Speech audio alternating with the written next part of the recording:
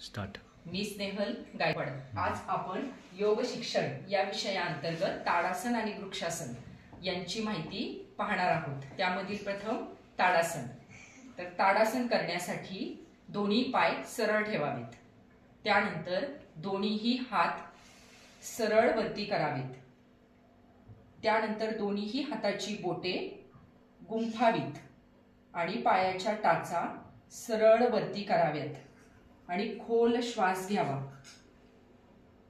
ताडासन स्थितीत उभे राहिल्यामुळे आपले शरीर मजबूत होते.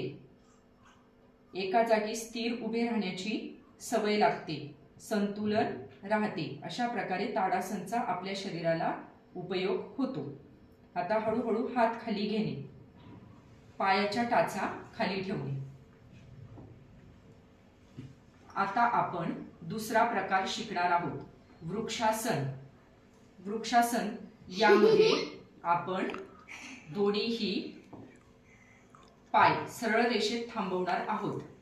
त्याचबरोबर वृक्षासनमध्ये एका पायावर उभे राहावे.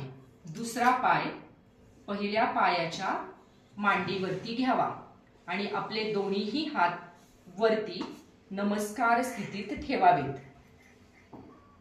आणि खोल श्वास घ्यावा.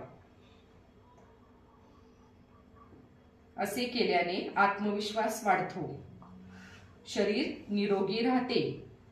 अशा प्रकारे योगामुळे आपल्या शरीर मन निरोगी राहते, आत्मविश्वास वाढतो.